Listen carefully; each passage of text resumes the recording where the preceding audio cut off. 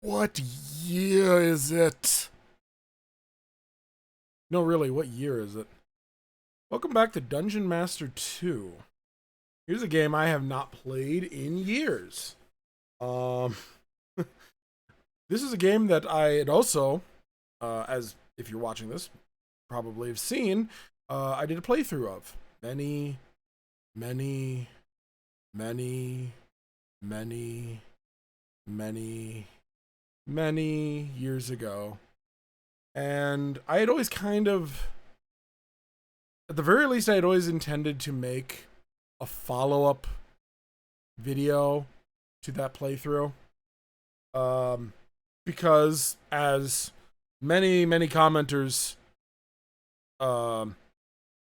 pointed out, there were things, well, not many commenters, but a variety of commenters. There was all sorts of people who pointed out things that I got wrong with my original playthrough. And with the intention of being an informative playthrough, I had always kind of wanted to go back and make one more final video touching upon those things that I got wrong. And I never did. That's not quite what's going to happen here. In this case, this is actually, it's been years since I've played this game. I, as is obvious, I love Dungeon Master 2. So I'm just going to play Dungeon Master 2 again. And this is not going to be a commentary nearly as deep or explanatory as the first one, because I kind of already covered a lot of the game. But I do plan on addressing some of the things I got wrong in my first playthrough. And also, in the years since I did that playthrough, my style of playing the game has changed a fair bit. Not my style of control scheme. I still use the arrow keys and not the numpad. I honestly, someone had pointed out that you can use the numpad and not the arrow keys, and then that way you can strafe left and right. I cannot get used to that control scheme. It frustrates me to no end. Because if you look at the pattern of the arrow keys on the keyboard, up is forward, down is backward, and for the normal arrow keys, left is turn left and right is turn right. Well, on the numpad, 5 is forward, 2 is backward, 1 is strafe left, 3 is strafe right, 6 is turn right, and 4 is turn left. So it's offset. I cannot get used to that. And that's actually one of the things that frustrated me so much about the original, about when I ever tried to play Dungeon Master 1, is the arrow keys were not the standard arrow keys of up, down, left, right, are actually up, down, and strafe left and strafe right. So you can't turn with the normal arrow keys. So I'd have to, if I want to turn with the keyboard, I have to use the numpad, and I cannot get used to it. It frustrates me. Anyway, here we are again in the Hall of Champions. When I initially was planning on doing this revisit of the game, I was going to do, because I wanted to shake things up, and you've already seen me play through the game once. I was planning on actually just doing a solo run with just Torham. Because I was like, well, you know what? You've seen me beat the game. You can watch me beat the game with just Torham. And right up until I decided to record this, like right before, like even an hour before as I was getting, like, setting things up, that was my plan. But the realization that I've changed my playstyle of playing so much, I decided that I think I'm going to go with a full party again, just to show you kind of how I play, how my approach to the game has changed. But I will mix up my party, because I still default to Torham, Bane, Saros, and Het for my fighter, mage, and priest. I'm gonna pick a completely new party, some party that I never use, and we'll see how it goes. For my fighter, I mean, Cletus is a pretty good fighter. He's got good stats. He doesn't come with great gear, though he does come with the Illumilet, which actually acts as a light source. Equus comes with a money box and some money, and a shield, and plate armor. So he might be a good choice for a fighter. You just need to get a little bit... You have to get some practice in. But there's some pretty good early fighter weaponry. Novice Ninja, Apprentice Wizard. He could be my wizard. He's an option. Cordain, Novice Fighter, Apprentice Priest, Neophyte Wizard. He's also got a money box, but he's actually comes with some armor and a rapier as a weapon. So I could actually make him my fighter, and he could double as with... he'd be much easier to train up with Priest.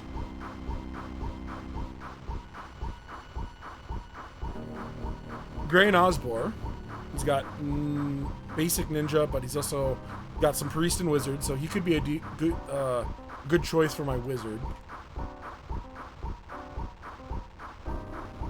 She's got good ninja with some skill in wizard.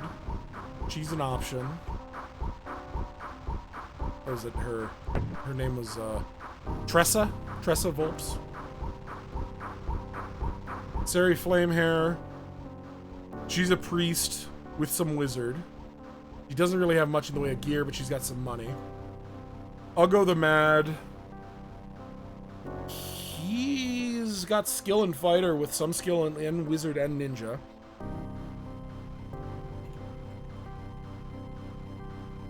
Aliai Mon. He's got very basic levels and everything, and he comes with some armor. He's kind of pretty much like Torham, where he's just an all-arounder. Yeah, if you look at Torham. Torham starts with some levels and everything. But he's primarily skilled as a fighter. Let's see. What other options do we have here? Coldel Tak. He's a pretty solid fighter with a little bit of skill in ninja. Doesn't come with any good gear, but he does come with some money. Let's see.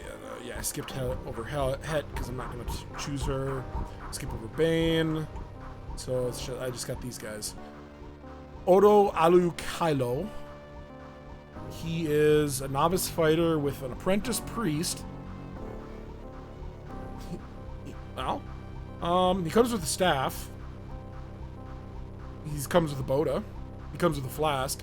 He could be a solid choice for priest. Actually, he's got some pretty good stats for fighter, too. He's got a 55 strength. Nice. And what about this guy? Gerard Nightwielder. He's got some skill in wizard, but God, his gear leaves a lot to be desired.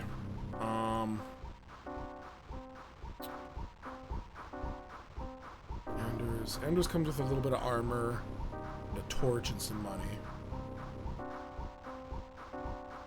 He's primarily got really high dex, so he's probably better suited to... Well... Ninja, wizard... Cordain... I mean, it doesn't really... I guess it really doesn't matter necessarily who I pick. Because one of the things that I do now is I spend a lot more time cross-training my characters.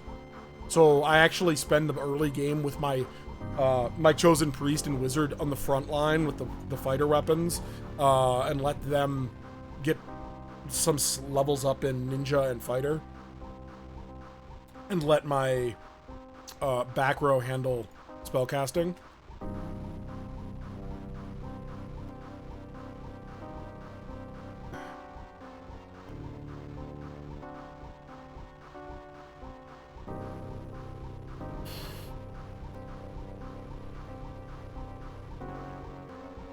Alright. Who do I want to pick? You know what? I think I'm gonna go... Let's see. I think I know who I'm gonna pick for my wizard and who I'm gonna pick for my priest.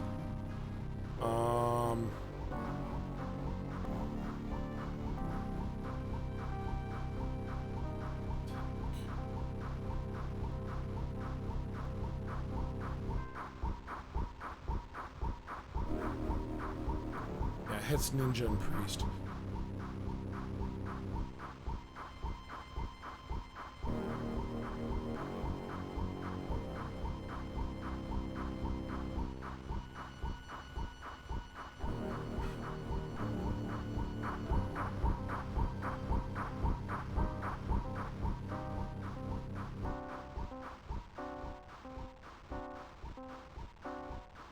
Alright. So I think who I'm gonna pick for, let's see, who, the trick is, who do I want to pick for my fighter?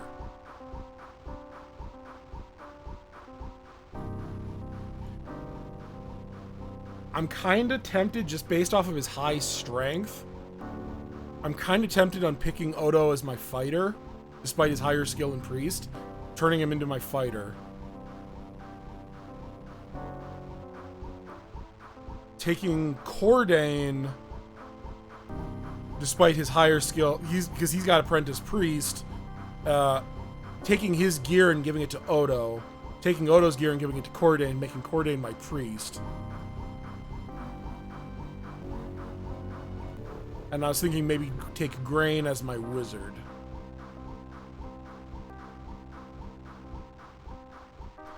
You know what?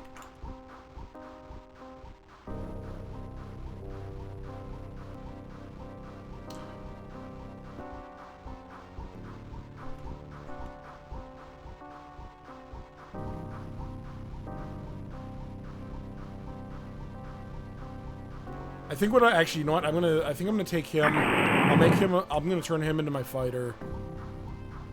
I'll take him as my wizard, just because I want to have at least one female in the party. I'll take her as my priest. There, and that'll mix things up a little bit. And then we'll give Grain the staff. Give Sari the flask. That starts with an early flask and flask. And actually, so one of the other things I'm going to do for this playthrough is I'm going to... I know I started off the first playthrough going, all right, wizard, here's pretty much the spell you're going to always use as wizard, and then bop, bop, bop, fireball. Fireball, fireball, fireball, fireball the entire game. Okay, I can do that. I'm not going to do that. What I'm going to do is I got a notebook in front of me, and I'm going to write down spells as though I am playing this for the first time. I am going to, I have my staff here, click on it. Oh, hey, it has a spell on it. I'm going to write that down, and I'm only going to I'm going to limit myself to only using spells that I have learned through the game. So otherwise, the only wizard spell I know right now is the firelight spell from the staff. I'm restricting myself in that regard, so we will be not abusing. So I'm not just going to be throwing fireballs the entire game, because as fun as fireballs are, I've actually learned that there is some... I've learned some things. We'll get into it later. But yeah, we're done with... So speaking of light, let's light this place up a little bit. And also let's put my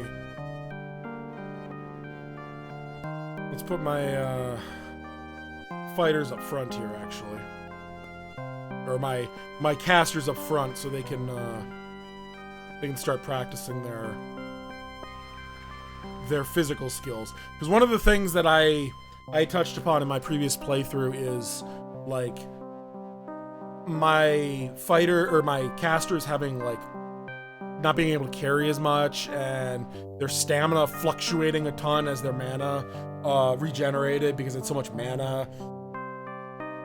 And one of the ways that I've mitigated that is making sure to cross-train my guys and getting their physical stats up on the early game enemies that are really easy to kill. You know, the slimes and the digger worms and all that stuff.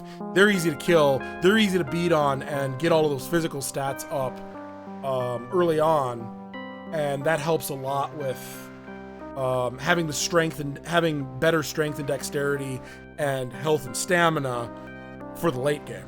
Likewise, getting my frontline fighters thoroughly trained in the caster skills gives them better anti-magic and anti-fire for later on, so when the spells start flying, they don't take as much damage as they otherwise would, and we don't start ending up with dead people.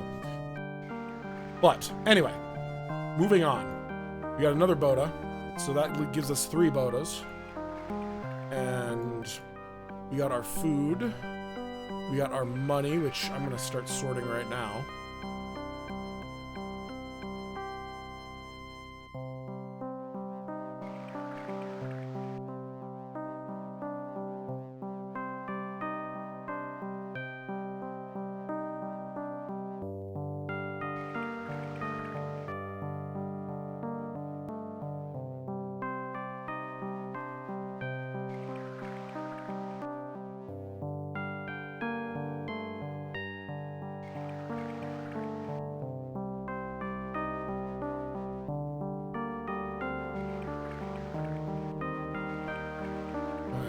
So the only 2 spells that we know right now is the Firelight spell and the Torchlight spell, or whatever it's called, and the Health Potion. So we got a Priest spell and we got a Wizard spell. Torham, you are going to... Let's fill up this bottle here. And get the magic map and the key. And just for the sake of cleaning up the room, put the chest in there. So, before I go stepping outside, there is one other thing I want to address real quick. The Altar of V, the Renew the Life of a Fallen Champion. As I pointed out in the previous playthrough, you can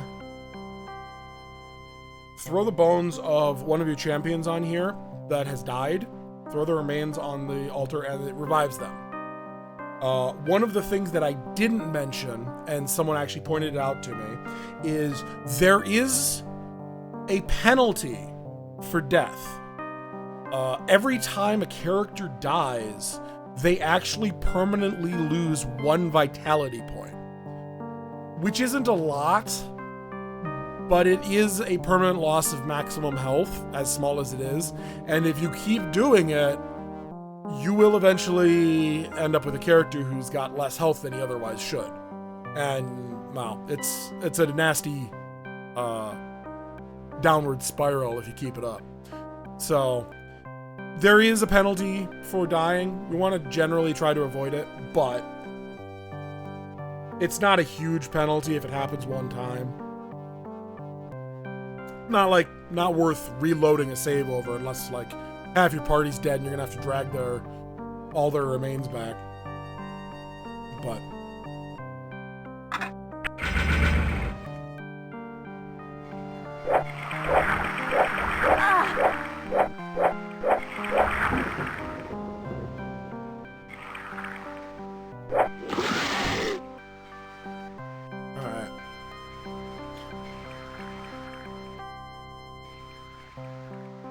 so one of the other one of the other things that I have learned to do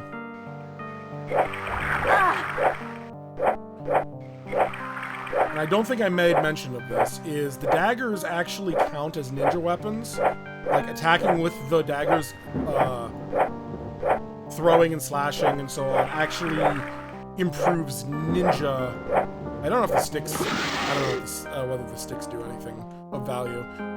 I usually don't bother with the sticks because you got a scythe right here, so that gives us our first fighter weapon. Usually I just take the sticks and I throw them in the fountain. Grab the money out of the fountain here real quick. And get rid of the sticks. One of the changes to my playstyle that I didn't really go, or that I want to address first is, I have a much higher appreciation for ninja skills. I think the way I described it in my initial playthrough was, anything the ninja skills can do, the wizard, a fireball can do better, something along those lines. Which is fair to a point, but ninja skills don't use mana. And when your wizard and your priest are out of mana, it's better to have them with something they can throw past the front line than stand there with the thumb up their rear, to put it politely. So that would be my response to my past self is, yeah, magic, anything bow can do, fireball can do better, but bow doesn't use MP, and you're not always going to have unlimited MP, so... Nope. Oh, whoops.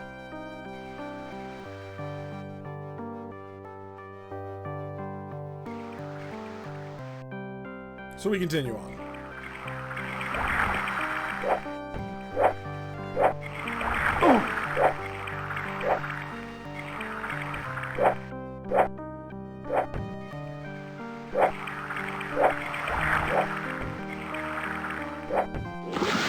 And actually, the daggers are pretty downright nasty throwing weapons. And you can just fill up your sheath here with ammunition for your throwing weapons, and it just as you throw, it automatically pulls out the next weapon. So.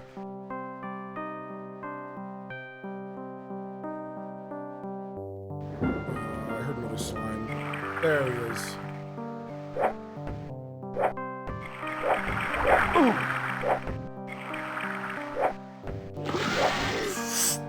Oh. That scared me.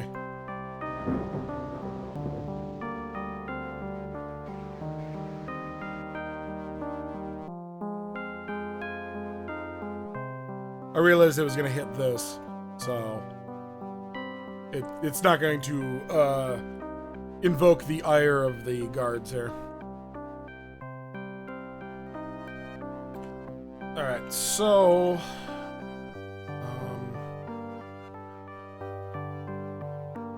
practice these. Get Odo practicing some firelight spells. Sari practicing some firelight.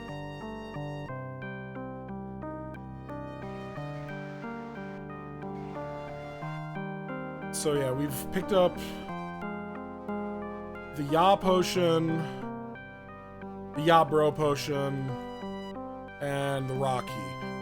Oh, so another thing that someone had actually asked me about in the comments of my original playthrough was, where am I getting the names for these runes? So you got the first set of runes here, which is your power.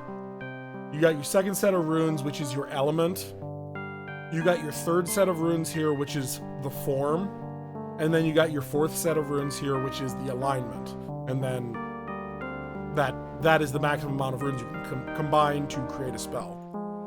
But where was I getting the names of those runes? I got them out of the manual.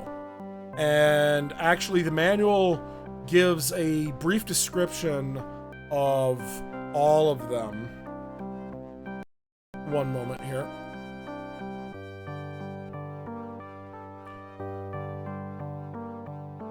So, in the manual, it lists for the power, it's got, and if you want, you can pause the video here and actually read the descriptions. I'm not going to go and read through all of them, but there's low, on, E, pal, and mon for the power levels. And then for the elements, there's Ya, which represents the earth, which represents earth power. There's V, which represents water. O, which represents air. Full, which represents fire. Des, which represents desolation or the void. And then on the next page, the last one was Zo, which represents the negative material or antimatter, so to speak. For the third tier is the form. There's Ven, which represents the form of like poison. There's Ew, which has like the form of a creature and kind of represents conjuration. I'll come back to Ross. Kath, which represents the explosive force of a shockwave. Ire, which is kind of shaped like wings and represents flight or flying or the flying, traveling through air. There's Bro, which kind of has the shape of two hands clasped together, which the descriptions lists the reciprocal arms of the symbol Bro represent the mutual support and honesty of true friendship. However, recent usage of this construct has drawn upon its power for the creation of beneficial potions. So it's primarily used for making potions. Gore is an interesting one, and I actually I'm going to talk about Gore here a little bit. Gore has kind of that lightning bolt shape, and the description it gives for Gore is constructed from components of fire, lightning, and the spear. The jagged line of the symbol Gore combines to invoke the attributes of an enemy. Like its opposite, Bro, recent usage has broadened the power of Gore to the creation of dangerous potions. Now, there's a couple interesting things about Gore. The manual's description of it is broadened the power of Gore to the creation of dangerous potions. There are no dangerous potions in the game. Save maybe if you want to say the fire bomb or the poison bomb, but you can't create those. And in fact, what makes Gore very interesting to me as a symbol for the magic system is it's the only rune in the game that's not used in any spells. There are no spells in the game that use Gore. Every other symbol gets used at least once for a spell, but nothing uses Gore. So there's part of me that speculates that maybe there was a plan for kind of like how the magic marker that I picked up earlier, the thing that kind of looks like a blue melon, you can create that with a spell. And all it does is, I believe I mentioned in the previous playthrough, you can place it, and then when you press the rune on the map that shows magical, like magic effects or whatever, it will light it up, and so you can use it to mark locations on the map. That's all the magic marker is used for. It's really not that useful of an item. I don't think I've ever actually used it. Granted, I don't really need to use the maps. I'm pretty familiar with the maps of the game. If you're if you're a new player to the game, I could see the benefit of a magic marker, or if you like to put little caches of gear all around the map, I could see that being beneficial for marking that. But otherwise, yeah, gore, I can only speculate maybe gore at some point during development. The thought was that you'd be able to maybe create the firebomb and the poison bomb. But as it is right now in the game, there's no way to create them. And in fact, I don't know how you'd even create the poison bomb, because Ven is under form and not, which is under the same tier as gore. So I don't know. I'm not sure what. I can only speculate. I have no idea, but that's just based off of the description of gore and the fact that it's not used for anything. I suspect that maybe there's plans for throwable potions, or you could create the potions into throwable bombs, like the fire bomb and the poison bomb. Anyway, back to Ross. The manual is actually has an error here, where it lists Ross under form. Ross is not under form. Ross is part of the next tier up. I don't know why. I don't know how they made that mistake, but the description for Ross lists it as like a hand. It depicts a hand reaching for an object of value, and as such is the abstraction symbol for involving the aspects of the thief and his art, which fits into the final tier of alignment. You have Ku, which is shaped like a sword and is kind of the evoker of all things martial. Dane, which depicts a hand holding a staff with a spell coming from it, which represents the mage, the wizard. Netta, which represents the cross and all things priestly. Ross, as we already covered, is supposed to be under alignment and represents the thief and all things thiefly. And then there's Ra, which kind of looks like a sun and represents light. And Sar, which kind of is shaped like a demon's head, which represents darkness. And that's all the magic symbols. That's where I'm getting all of the names for the magic symbols. So when I'm referring to a potion like Ya Bro, Ya Broku, or Full Broku, I think is the strength potion. That's where I'm getting them from. That's the manual lists all of that information.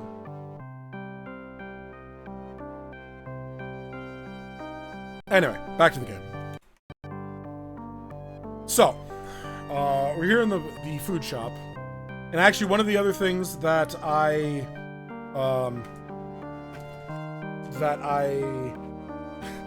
mentioned in the game in my previous playthrough, we're gonna buy our Boda real quick, because we're missing one Boda for Sari. But one of the things I mentioned was the tankard, and I've said the tankard is useless. It only unlike the Boda, it only stores one drink from it, and then and that's it. Whereas the Boda stores 3 drinks from it before it's empty. That's wrong. I don't know why I bought the tankard and I tried it. It works exactly the same as the Boda, except for the fact that it doesn't fit in the pouch. So I will still say that it's kind of useless because the Boda is better. But if you're short on Bodas, it works. You just can't stick it in the pouch, which, doesn't necessarily matter, depending on how you're organizing your things.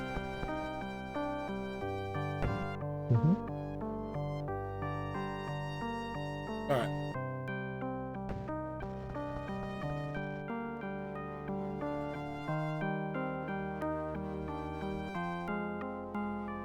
So one of the things that I make a point of buying early on now in all of my playthroughs is over in the clothing shop, there's a piece of gear. Oh, Cloak of Night. I'll come back to this here in a second. There's a piece of gear called the Mithril Hosen. And I know I talked about the Mithril Hosen much, much later on in my playthrough. There's only 2 of them in the game, but it has the magical effect of whoever is wearing it, it increases their speed level by 1. Now, of course, the party is limited by the speed of the slowest character in the party. If you're doing a solo run, Mithril Hosen, buy it. It will be your boots for the rest of the game. You're not wearing anything else, because when you start getting weighed down by the gear, because you only got 1 person to carry it, the Mithril Hosen will make sure that you don't get slowed down that much. It's very, very useful. Beautiful piece of equipment. A little expensive, but we're going to buy it because it is, when we make someone our pack mule and carrying all of our gear, we want them to have the Mithril Hosen.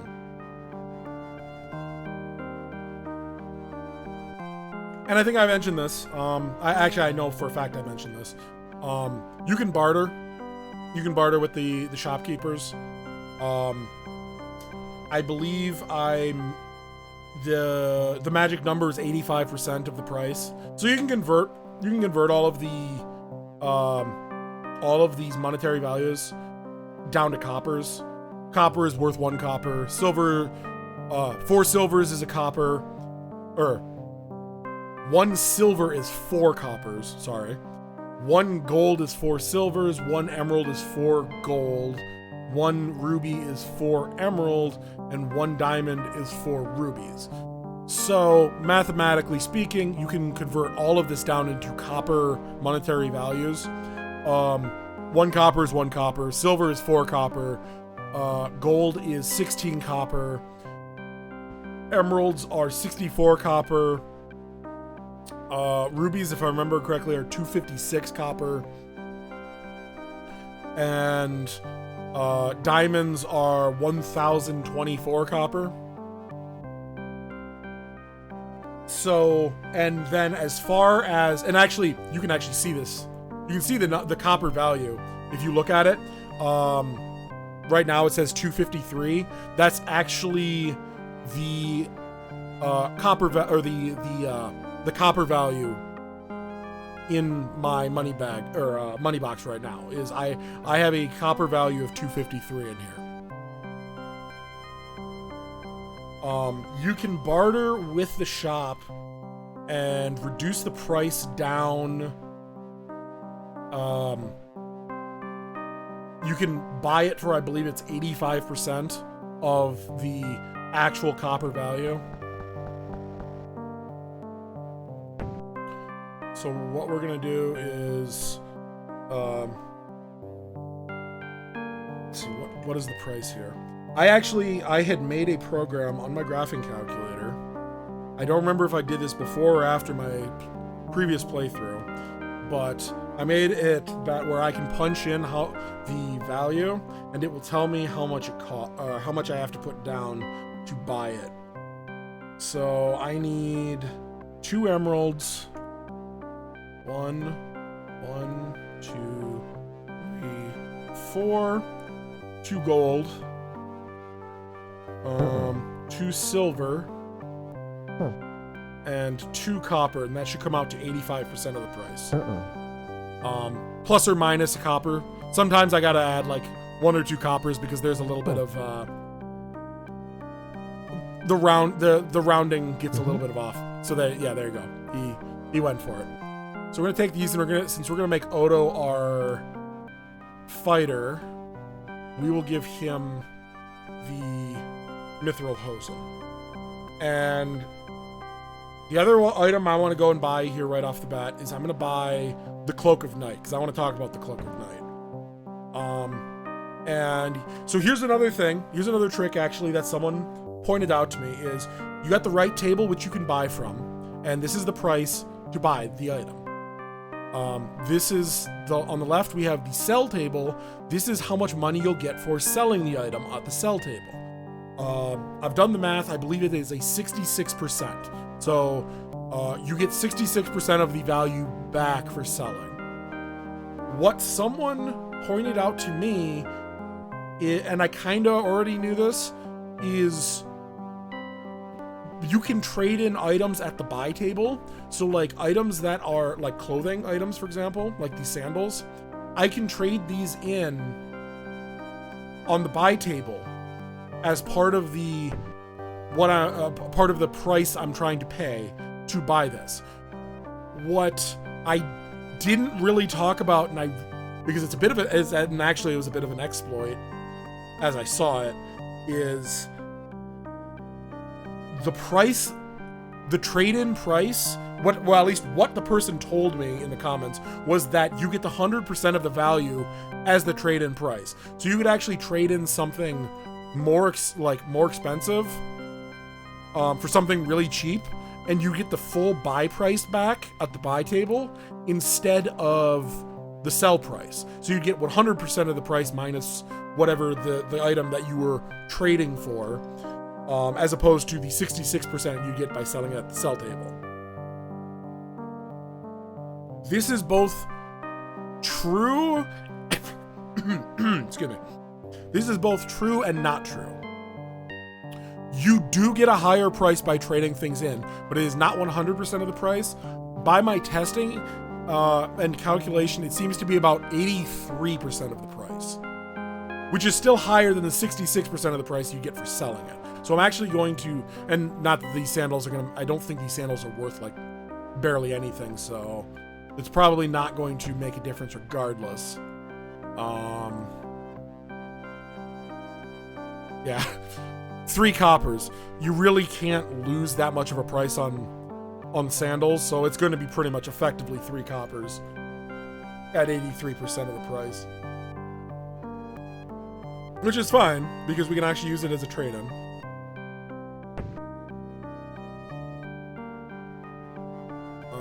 And let's see, what is it barter? He wants 1 gold, 2 silver, 3 coppers. And we've got 3 coppers down as it is. So we need put 21 coppers down, the value down.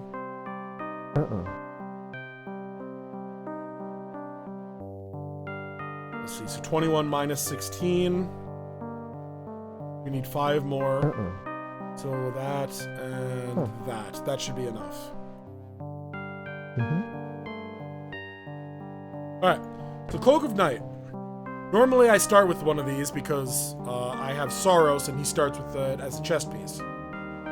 Here's another thing that someone actually corrected me on that I didn't I didn't know. So the Cloak of Night is actually a really nice item because if you look at it as dexterity, it's 52. You put on the Cloak of Night, it goes up to 62. It gives you the Cloak of Night just gives you a flat plus 10 to dexterity. It sucks as armor, however. It sucks as armor. It doesn't have any armor value.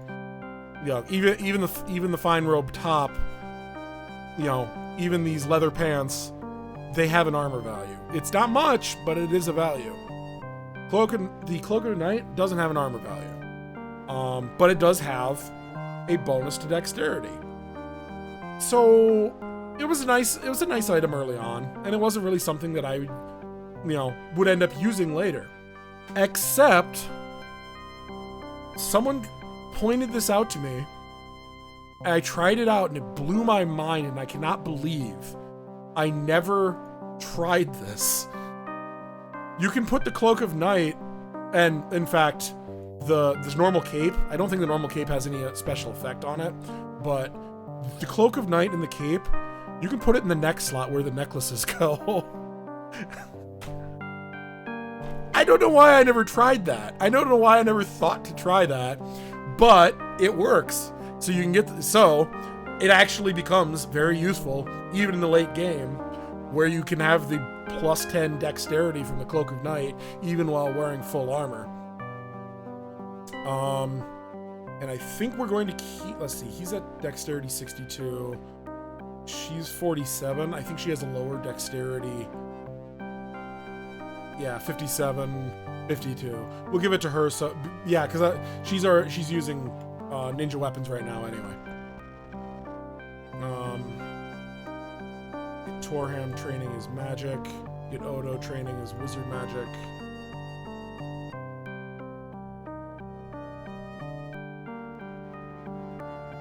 And we'll see if we can get some more slimes. Rock.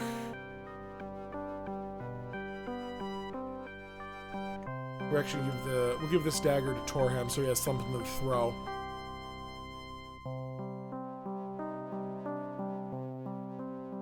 Alright. So we're gonna move on. Stop dallying here in the starting area.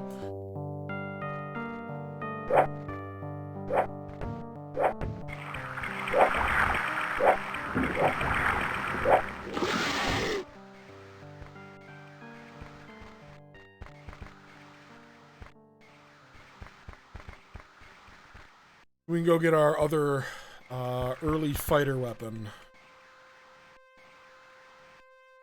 So I don't know why. So yeah, here's Skull Keep. You know, we got to go get the 4 clan keys. And I don't know why they put such a good weapon. I guess maybe they just assumed that no one would find it this easily. I don't know why they hid such a good weapon in such an early part of the game. But yeah, the Morningstar is an amazing weapon. Like, compare the Scythe attack power, like just its power, versus the Morningstar. Morningstar is high up there. It's like, it starts to approach some of the better weapons in the game. And you can get it right at the beginning. I'm not complaining, but... Actually, we're going to give that dagger to Torham as well. We'll make Torham practice his ninja skills. Actually, wait, Odo needs to practice his ninja skills. We're gonna give him the daggers. And we'll give Torham the rocks.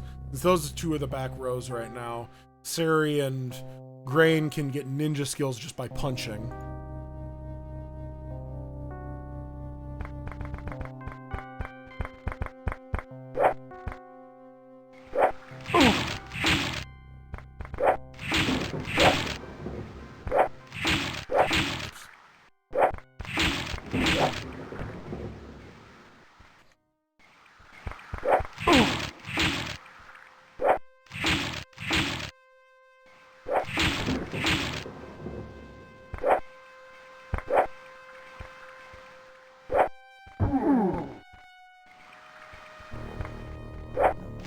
Gotta be real careful here. I don't want a digger worm coming up behind me and getting me trapped. Being trapped between 2 digger worms is not a position I want to be in.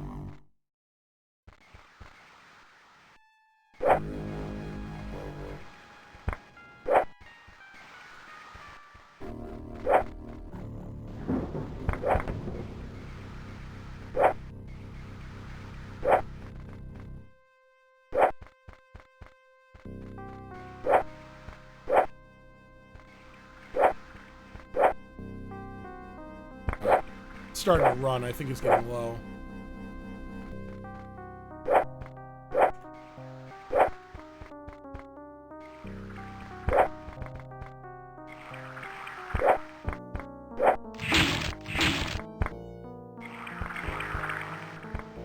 I'm getting dangerously close to trapping myself here.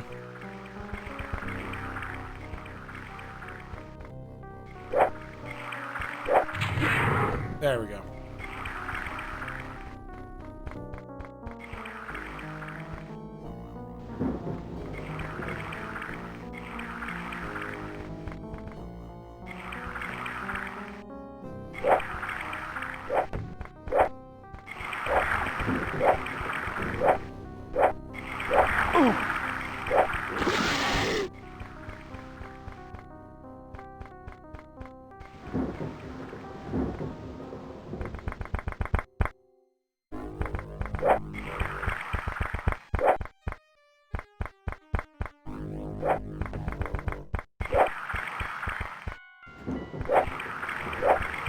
Nope.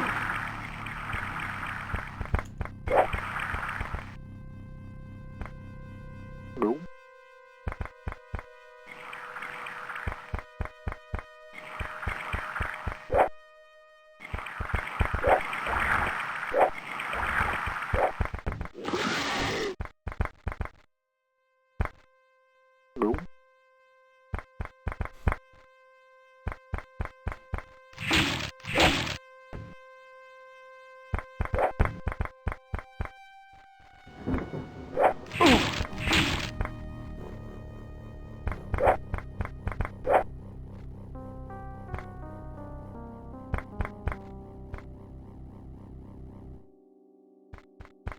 Alright.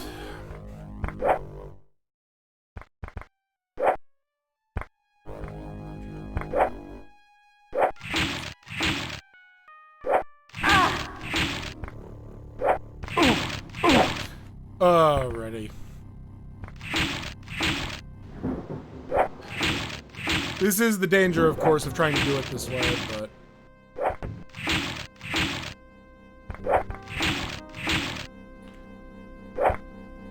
I will take it as my own failure here.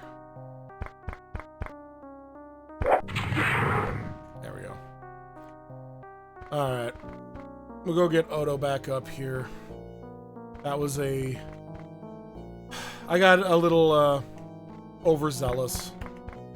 I should have healed him up more and backed off. But I wanted to finish off that bigger worm.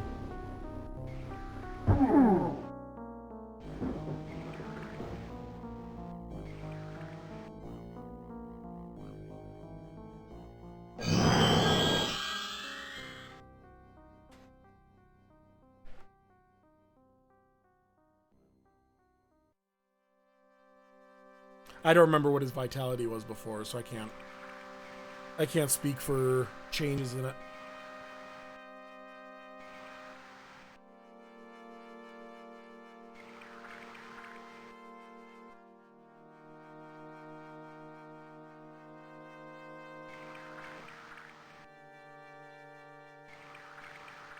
Oh, yes. I don't actually have to really do this trick.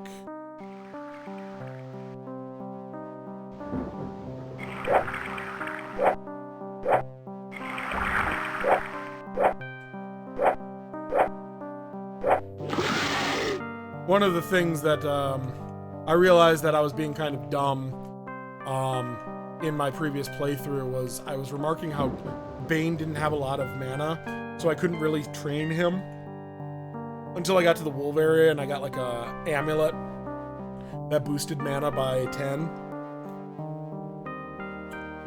Sorrow starts with the staff, and then you find a second staff out here. Each of these staves gives +5 mana. I could very easily have... Like, any of those starting fighters that don't have mana or have very little, you can give them the staff and start training them. And it was... I don't even know what the heck I was thinking with that. Because I even did it. Like, I started training Bane in wizard levels later. Now I would put a lot more focus on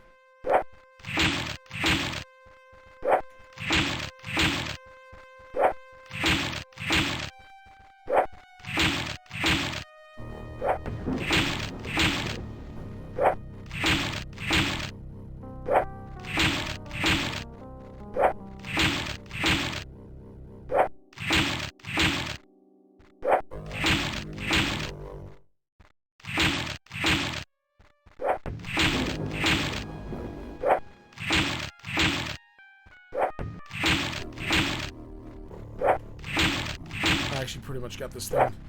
It's not the ideal location to have this thing trapped due to the awkward movement I'm doing, and this is where if I strafing would be valuable, but I can't get used to strafing that way. But I could definitely see the value of it. I'm not dismissing it as as a control scheme. I just can't do it. Alright, let's collect the rest of Grain's gear here.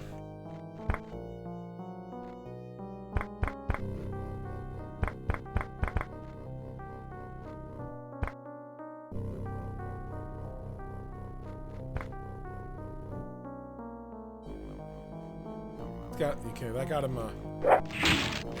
he's actually fighting without any fighter level.